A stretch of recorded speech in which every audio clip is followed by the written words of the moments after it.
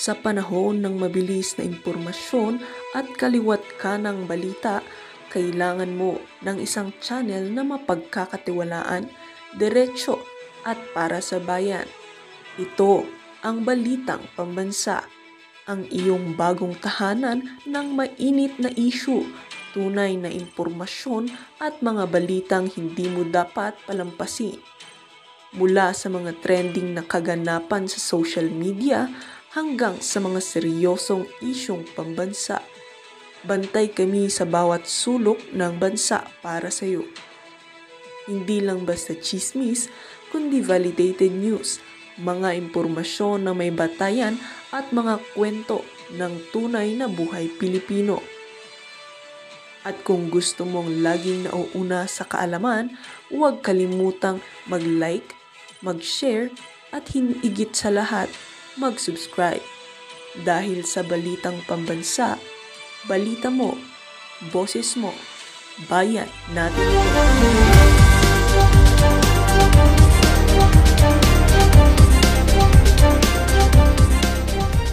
Intindihan ko siya. Kahit 10 piso lang pera ko, pupusta ko pa kay Mayor Baste. Tignan nyo naman ho mga kababayan. Tignan nyo naman. Hingal kabayo na yung story. Ano pa yan? Kaya pa ba Brad? Di pa nag-uumpisa laban, hingal kabayo ka na. Langyang yan. Isa lamang ho ito sa napakaraming diversionary tactics na ginagawa ng administration. O ikaw naman, Tory, ngayon. O ikaw naman mag-ano ngayon, ibahin mo usapan, yayain mo na suntukan, yang yayain mo ng boxing, yang si Mayor Baste, nag-push up pa nga, anak ng tokwa. Ano pa lang yung ika nga, posture pa lang wala na Ika nga mukhang may osteoporosis tong lolo na to Brad, pag nagpo-push up, nagbe-bend ang siko, hindi yung parang, tinutulak mo simento, ganon. Walang yaka, talaga sintu-sintu nga tong mama na to. Tinutulak niya simento. Sige. Hindi ganyan mag-push up, Brad. Ang mag-push up, very harmonious ika nga. Daan-dahan. Hindi yung, binibira mo? Gusto mong pababain yung simento? Walang yaka, hindi bumabaloktot Hindi bumabaloktot yan ang problema natin na Nicolas Torre. Ito na naman mga kababayan. Pakitaan ko kayo ng isang round nitong si Torre. Tingnan niyo kayo nahuhumusga mga kababayan. Kung tatama ito kay Mayor Baste Duterte. Pero base sa ating obserbasyon, hindi ho tatama yung mama na yan. Kahit isang jab lang baka hindi tumama kay Mayor Baste yan. Game.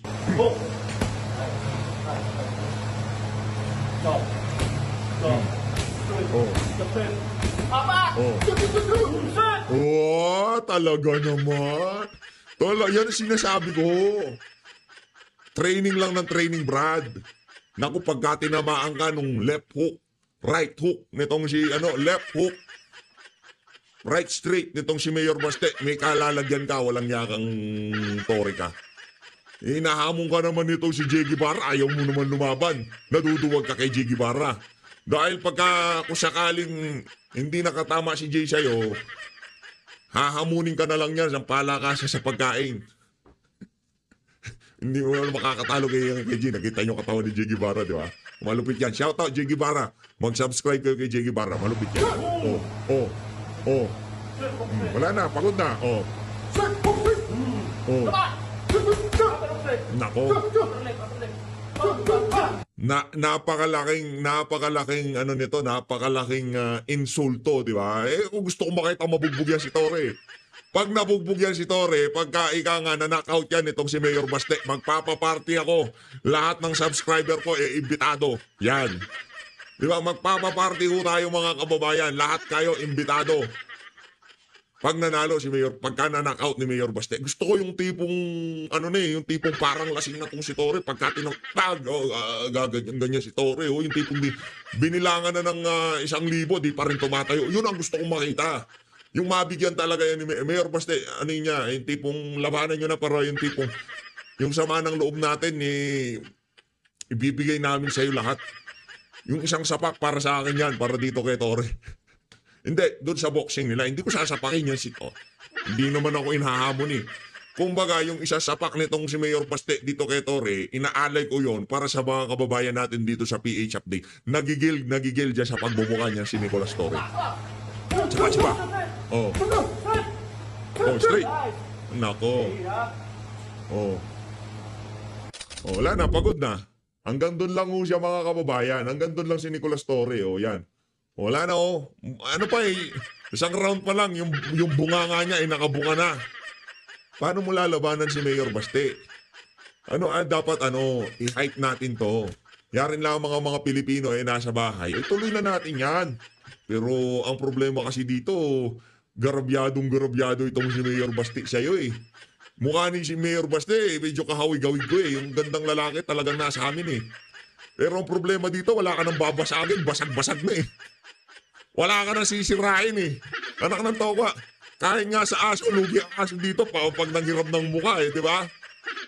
Wala eh. Anong lugi si Mayor Baste? O ipagpalagay na natin, nagkabugbugan yung dalawa na yan. O, medyo nagkaroon ng cut itong si Mayor Baste. Talo na siya kagad. Kahit naman knock-out nga yung si Nicolas Torre, talo pa rin yung si Mayor Baste. Bakit? Sa pangit niyang si Nicolas Torre. Anak ng tokwa. Kahit aso, ayaw na makipagpalit ng mukha dyan sa mama na yan eh. Ilalaban mo si Mayor Baste eh. Gandang lalaki nun, parang ako yun eh. Di ba? Hindi pwede yun. Si Jay Guevara na lang talaga. Yung, buti pa yun, nakamatch ka. Hindi ko naman sinasabing hindi kagandahan kung lalaki yan si Idol J. Ibig ko sabihin, magka-height, magkatimbang, malaki din siya niyan si Nicolas Torre, malit ng pagmumukha yan. Pero ang kapal-kapal ng taba sa tiyan yan. Eto, rektaho tayo dito sa report ng nitong si Manong Ted at nitong si GJ Chacha. Kaugnay sa mga maiinit na kaganapan sa ating bansa ngayong mga panahon na to. GJ Chacha, game! Pambansa. Hindi nagustuhan ng ilang senador ang naging resulta ng trade deal ng Amerika at ng Pilipinas matapos nga po ang pulong ng Pangulong Bongbong Marcos Jr. at ni US President Donald Trump. Napagkasunduan nilang mula sa 20% ay magiging 19% na lamang. Ang gagawin. Hindi, significant win. Ang taripang ipapataw sa mga produktong gawang Pilipinas. Bilang kapalit, tatanggalan ng taripa ng Pilipinas ang ilang produkto ng Amerika katulad po ng mga sasakyan. Mismong ang kapatid ng Pangulong Marcos na si Senator Amy Marcos ang unang tumabla sa nasabing kasunduan. Paano raw nasabi ng Pangulo na panalo pa rin ang Pilipinas sa kasunduang ito? Nainsulto naman daw si Senator Ping Lacson sa hindi patas na tariff agreement. Ang payo niya, humanap na lamang ang Pilipinas ng ibang trading partners. Naniniwala rin si Senator Mig Zubiri na dehado at lugi ang Pilipinas sa resulta po ng kasunduan dahil mataas po ang babayarang taripa sa i-export nating produkto habang babaha naman ng mga produktong galing Amerika sa ating merkado. Sa ibang mga balita mga kapatid, gusto namang paimbestigahan ni Senator Tito Soto ang bilyon-bilyong pisong budget insertions o pondong isiningit sa 2025 national budget. Ayon po kay Soto, aabot sa 142.7 billion pesos. Ang dagdag na pondong isiningit sa national budget kahit wala ito sa orihinal na plano. Giit ng senador, iskandaloso at labis-labis kaya dapat imbestigahan dahil baka mayroon daw mas malala pa rito. Oras na gumulong po ang investigasyon, iimbitahan daw ni Soto sa hearing si dating Senator Grace Poe dahil siya po ang chairperson ng Senate Committee on Finance noong huling deliberasyon ng budget. We cannot tolerate that. Hindi natin pwedeng hayaang maulit eh. Una sa lahat, pigilin natin yan. Kung ito hindi pa nare-release ng gobyerno to, dapat hindi i-release ng Presidente. Pag uwi raw ni Presidente, gusto niyang alamin din niya ito sapagkat nakarating na sa kanya at medyo ang pagkakasabi sa akin, nagalit daw. Siguradong hindi niya alam eh. Dahil kung alam niya yan, ibibito yan eh. Yan nga po ang Alam niya ha, naknanto ko ito naman si Soto, todo tanggol ka pa. Ang tagal ng pag-uusap, ang tagal bago pirmahan, napakadaming delay bago niya pinirmahan niya ang 2025 budget na yun. Inuunggoy mo na naman eh. Hugas kamay na naman kayo dyan sa visit na budget na yan. Di ba? Ayaw nga pirmahan ni Marcos Jr. Ay kinokontra yung mga daming na wag ituloy, ibalik sa BICAM level. Di ba, nung nakaraang taon, huwag mo nang pinirmahan yan. May parang problema. Pinirmahan pa rin niya. Ang dami niyang binito eh. Imposibleng di makita yan ang gagaling sa kapirahan ng mga nakapaligid kay Marcos Jr. To talagang si Soto. Alam mo, Soto, kaya nalalamian kami dyan sa mga tirada mo na yan. Yung tipong pinagtatanggol mo pa, pinirmahan na nga niya. Kung hindi niya alam at pinirmahan niya, dapat mag-resign na siya. Buisit na yan. Tinig ni Senator Tito Soto. Kumasa naman po si PNP Chief General Nicolas Torre III sa hamon ng sapakan ni Davao City Mayor o Davao City Vice Mayor Baste Duterte. Nagugat po yan sa hinanakit ni Baste na tila pinupuntirya raw ni Torre ang kanyang pamilya. Dahil po dyan, hinamon niya ang general ng sapakan. Anya, matapang lamang daw si Torre dahil nasa posisyon ito. Bumuelta naman ang general, napapayag siya sa hamon ni Baste pero gawin na lamang daw nilang charity match sa Araneta. Payag daw siya na magharap sila sa 12 rounds ng boxing at ibigay sa mga nasa Ayan o ang nanghahamon ng 12 rounds ng bukas ang panga. Nakanganga siya paano ka magte-12 round, Brad. Nakabukas yung panga mo. Nakanganga ka na. Anak ng Petra Garabata. Nga lanta ng bagyo ang kikitain ng laban.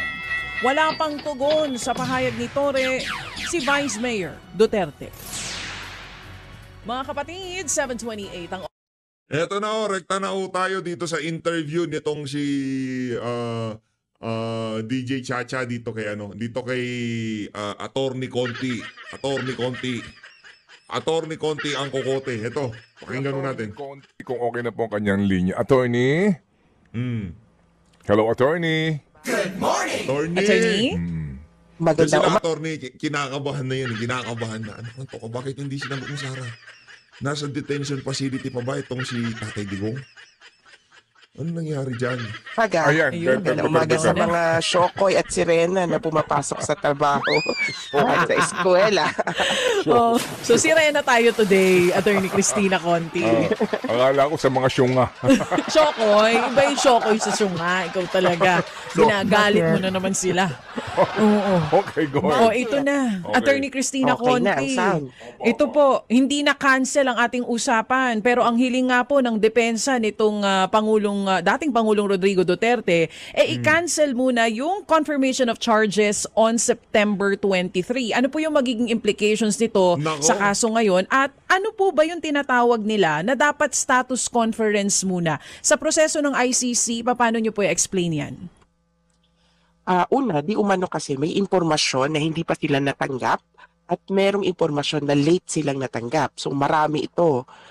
Kaya hindi daw sila makapagpasya. At ang makikita lang natin dun sa redacted documents ay kumbaga dapat daw ay merong expert na tumingin dito sa impormasyon na ito. Kaya sabi nila, teka, what if sa status conference parang housekeeping, yung parang teka, ano na ba ang itsura, ang lagay ng palitan ng impormasyon o magkakaharap ito, prosecution, defense at yung judges. At siguro doon pagpapasyahan kung may magpapalit bang deadline o kaya okay na ba, pwede na bang ibigay ang impormasyon na ito, papaano yung iba. Ganun yung status conference para bang housekeeping, harap-harap o okay ka na ba? O kayo, okay na ba kayo? Pero hanggang hindi daw ito nagagawa, ay mukhang hindi napapanahon or hindi kaya ng depensa na humarap sa September 23. Problema yon. At actually, yung ganitong reasoning ay naging dahilan kung bakit ang depensa ay pinayagan na maipagpaliban muna yung decision, yung pagpapasya doon sa interim release. Kasi halos ready na eh. Yung sa interim release, kailangan lang naman may magsalita. Tatlong panig yan. Prosecution, biktima, at saka yung mga bansa. Ngayon ko nalaman na yung mga bansa pala, relevant states eh. Interesting ito. States, kumbaga marami-rami, na nagbigay na ng kanilang pananaw sa ICC. Kaya kung iisipin mo, di ready na magpasya yung ICC. Kaya parang sabi yata ng isang judge, bakit dati pagpapaliban? Pwede na. Kumbaga, the issue is ripe for adjudication. Ito na hawak na natin lahat ng impormasyon. Kaya lang kung maalala natin, mga 2 weeks ago, sabi din ni Duterte, hayaan nyo kami na sumagot sa sagot ng prosecution. Pero Attorney Cristina, yung po pala ang dahilan kung bakit kagabi lumabas sa mga balita na ipagpapaliban yung desisyon for interim release, nakaapekto po pala itong request nila for status conference. Ngayon, tungkol po dun sa impormasyon na binabanggit po ng kampo ng dating Pangulong Rodrigo Duterte, base po sa inyo po mga impormasyon na natatanggap din, ano po ba ito? Talagang may information or is this another way para i-delay lang po nila yung pag-usad po ng kaso? Mukhang may laman yung impormasyon, palagay ko. At for me, telling na sinasabi nila, gagamitin nila sa depensa nila yung itong impormasyon. At kung ano man ito, ay mukhang may kailangan pang pagdaanang na, kumbaga, test o kaya parang expert. May hinihintay silang expert na tumingin itong impormasyon. Kaya, abangan natin. Ang hirap mag-speculate para hindi na rin kumbaga malito yung mga tao. Wag na tayong mag-speculate. Hintayin natin kung yung mismong depensa ang magsasabi kung ano ba itong impormasyon. Pero sa atin ngayon, ang epekto, nakaantabay tayo at nangangamba tuloy doon sa September 23. Pero palagay ko konting linaw lang. Kaya yung status conference, palagay ko makakatulong ito para sa prosecution tsaka sa defense na magpasya kung ano ba, sino ba ang na-late dyan, ano bang impormasyon ng kulang. So ang pwede pala mangyari, posibleng kung sakali man napapayagan sila ng ICC, mababago po yung date for confirmation of charges, mamumove po yan from September 23 na hindi pa natin alam kung kailan. Gaano po katagal bago desisyonan itong mga ganitong hiling ng kampo ng dating Pangulong Duterte? Dalawa yung hiling nila ngayon. Yung una, wag muna decidean yung interim release, and then yung pangalawa, ito nga po na baguhin. Magaling itong si Atty. Kaufman. Alam niya kung paano labanan itong mga mga masasamang elemento na to. Alam niya kung paano ikutan itong kabalastugan na nangyayari na to sa ICC. Yung wag muna mag-confirmation of charges, dito muna tayo sa state conference. Gaano katagal po ang desisyon dyan ng ICC? Dapat mabilis lang kasi housekeeping, pwedeng kahit isang judge lang yan eh. Parang paghaharapin lang yung dalawang partido at sabihin, ano ba, may changes ba? Pero DJ Chacha, may isa pa na pending. Yung kanilang defense na challenge to jurisdiction, na wala namang jurisdiction yung court. Kaya wag na tayong tumuloy at all sa status conference. Kaya parang itong ICC, hindi naman sa lunod, pero parang medyo nasa leeg na ang kanilang motion galing dun sa kabila. Kasi may status conference para sa confirmation of charges, kung hindi mapipigilan. At the same time, kini-question nila yung proceedings. Kumbaga, dapat hindi na nga nagsisimula ito, dapat hindi na nga tayo tutuloy dito. Kasi wala naman kayong jurisdiction. Tapos, meron pang patungkol sa interim release. Kumbaga, ang lumalabas ngayon, walang magpapasya, walang magde-decide on anything. At kung pwede sana, sabi ng defense, ewan ko nga rin, sa September 23, doon ang panahon para magpasya. Kumbaga, harap-harap. Ayaw pa rin nilang matuloy yun. Kayo nga dyan Ito namang si Atty. Conti. Konting konting sa bagay trabaho nyo talaga na i-prosecute itong si trabaho nyo talaga na talagang hindi na mapauwi itong si dating Pangulong Rodrigo Duterte. Ang advantage nyo lang, mayat maya meron kayong interview sa mga mainstream media na to. Pero sa bagay, nandito naman po tayo mga kababayan para mapakita sa ating mga kababayan ang kabalbalan nitong mga individual na itong kagaya nitong si Atty. Conti. Kaya kayong strategy yan, igang ha. Huwag niyong question hindi naman kayo kini-question ng maglatagan na lang kayo. Pagka sinabi nitong si Atty. Kaufman, okay, game na tayo. Doon tayo magiging game. Pero pagka ganyan, huwag mo na. Ng Petrang Garapatay, malay nyo nga, nasa Pilipinas na yun si Tatay Digong.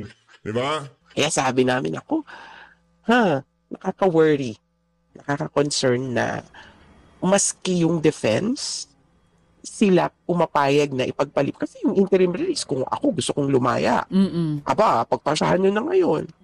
Kaya lang, mukhang material. Importante. itong punto ng depensa Nako. nila. Oo. So abangan na lang natin kung kailan yung desisyon na yan. Na sinasabi mo, Kabado 20 na ho itong si Attorney Conti, parang nararamdaman na niya na talagang lalaya na itong si Tatay mabilis Digong. naman dapat. Pero nasa mga balita din na caught off guard si VP Sara Duterte sa The Hague. May nagtanong sa kanya kasi may mga kumakalat po na reports ngayon na nakalabas na raw ng detention facility ang dating Pangulong Rodrigo Duterte, pero si VP Sara nung tinanong, tumanggi po siyang sagutin na oo, hindi. Nako. Ano po ba talagang balita dito? Nakalabas ba talaga ng detention facility ang dating Pangulo? Kung sakaling nakalabas, Oo. ay posibleng temporary lang, mabilis lang. At ang isang paraan para makalabas without, kumbaga, needing court order, ganyan sa atin, di ba? Kailangan mo ng court order, ay for medical reasons. So, posibleng may ganun, pero yung paglabas na, kumbaga, patungkol sa kaso, walang ganun. Oo. Kalma ka lang, madam. Lagi naman may first time eh. Hindi nga sumagot si VP Sara eh. May first time naman lagi. Diba? Ganyan naman tayo. Laging may first time. Si Tatay Digong nga, first time na nangyari sa isang presidente na kinidnap at pinadala sa dahig, diba? Ito first time. Nakadetain sa ICC, bigla-bigla nakalaya. Oh. Alaya Medical ka lamang reasons kung may lang. order mula sa court. Medical reason or Nako. emergency reason. Pero pagka mga gano'n na pinapalabas po for medical or emergency reasons, hindi po ba that ini-inform yung pong mga, halimbawa po kayo or abogado na may hawak din po dito sa kaso or even yung pong mga biktima ng, yung pamilya po ng biktima ng drug war? Depende yan. Ito naman si DJ Chacha. DJ Chacha. Uy, abisuhan daw yung mga biktima. Sino bang biktima? Nasaan yung biktima? Yung ilan? 13,000? Gawin yun ng 1 milyon. Nasa sila? Nakikita lang namin yan si Aling Sila. Hindi ano yan, si DJ Chacha. Hindi Talagang naman buhay. sa lagi. Lalo na, naalala ko yan yung pwede bang magkaroon ng medical bulletin to kay Duterte. Alam nyo, hindi nila gawain yan. Lalo na, sa totoo, ang kanilang konsepto ay, the information is not ours to give. It is the detainees. At yung detainee, kung ayaw niyang ibigay yung impormasyon, kung ayaw magka-status bulletin, medical bulletin, edi wala. Kaya, kung sa mga nanghihingi niyan, balik tayo kay Duterte. Kung pumapayag siya, ipapakalat yan ng ICC o kaya ng defense. Pero kung hindi siya pumapayag, edi talagang hindi lalabas yung patungkol sa anything tungkol sa kanyang medical condition. Hindi magsa-status bulletin yung parang, ito na, okay naman tong, parang madi-defensive ba? Ito picture nung nung sinasabi yung butot balat na, hindi naman. Hindi ganyan yung ICC. Tuloy lang sila kasi, kumbaga may doktor doon na sasabihin na okay yung tao namin. Saka, narinig ko din naman galing sa Duterte family. Okay siya, glowing. Narinig ko ba yung kanina ko ba narinig? Glowing, pero pumayat. Opo. Okay, sige. So, Attorney Chrissy, kumbaga ang importante po doon sa mga main case, no, tsaka sa proseso, dapat talaga maimpormahan ito pong prosecution at ang mga complainants dito. Yan pong pinaka-importante. Bagamat kaninyo may mga pag-agam-agam o pangamba, pero hindi naman po pwedeng maglabas ng desisyon o anuman pong major po, no, na usapin dito nang hindi kayo na bibigyan ng informasyon. Yes, Manong Ted. Yan ang importante dyan. Sige po, so Attorney, Ayun na nga mga